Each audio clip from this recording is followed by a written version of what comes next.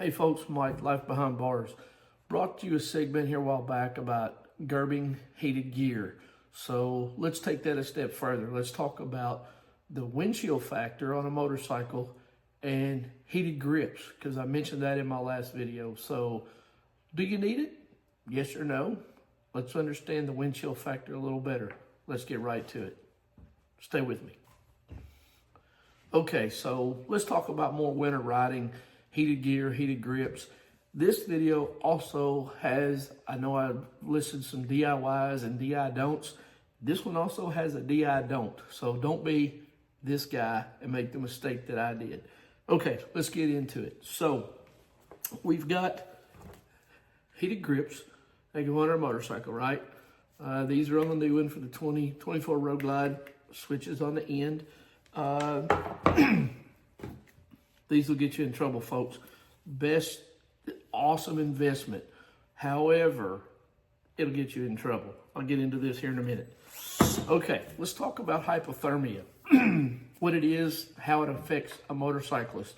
So let's just go in the summertime. In the summertime, it's nice and warm. You're out. You're not drinking a lot of water. You're sweating. You're perspiring. As you're riding, that wind is wicking that moisture away from your body. And if you're not rehydrating, you can experience hypothermia in the summertime as well. Okay, fast forward. Now let's get into wintertime riding. So how does hypothermia affect you in the wintertime? Basically, it is a below normal body temperature. It's what hypothermia is. What happens is your body temperature drops below its normal operating range. I'm not a doctor, should be 98, whatever. But anyway, so with that being said, I just want you to think about something. So if you leave your house, and I've got a wind chill chart here, I'm going to show you, I'll post that as well. So let's just say it's 40 degrees Fahrenheit, and you're traveling at 60 miles an hour. The effective wind temperature that you're feeling is 25 degrees. That's pretty cold. So let's just drop that 5 degrees in temperature. So let's just say it's 35 degrees outside, traveling at the same 60 miles an hour. Now you're at 17 degrees. Folks, that's cold, especially whenever you don't have layers on, or you're dressed accordingly, or you have the heated gear. So with that being said, let's get into this.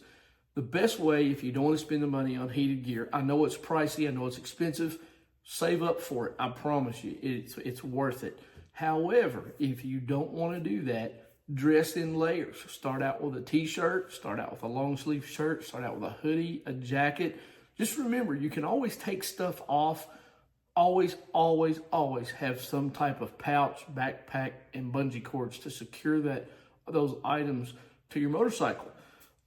In doing that, I promise you, you're going to have a lot more fun, action-packed, fun-filled ride. It's going to be so much better for you, because you're either going to start out freezing, or you're going to start out burning up, and when you come back, you're going to be freezing. So why not enjoy the entire ride from start to finish? So two options: dress in layers or heated gear.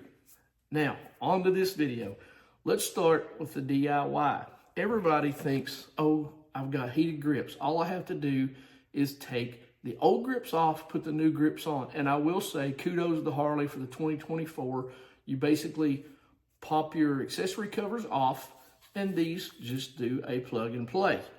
However, be very, very careful on pinch points. The new Harleys are so tight, and the handlebars on the inside are not deburred. There's a very, very sharp burr on there. Now, remember I told you about the DI don't? Do you see that? Yeah. I don't know if anybody's priced these, but they're close to 400 bucks a pop. Don't be this guy. I pinched them. Now, this guy, it's the DeWalt, it's the Inerta screwdriver. It's pretty cool. It's got the button here.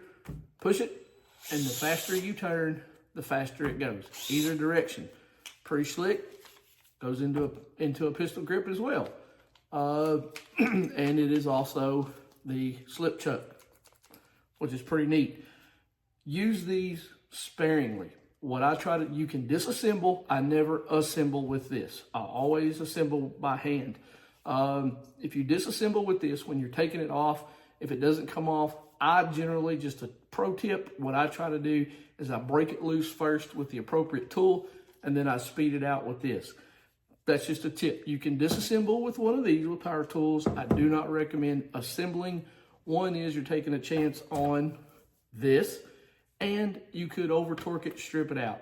Everything has a torque spec. Always refer to your owner's manual or your manufacturer's suggested torque specs.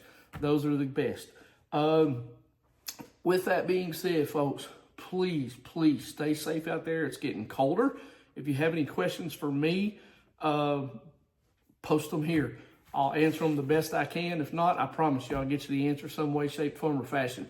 But wind chill charts, you look them up. You can go to NOAA. You can go to MSF. I'm sure there's other sites out there as well.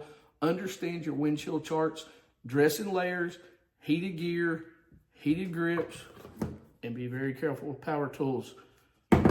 Any questions?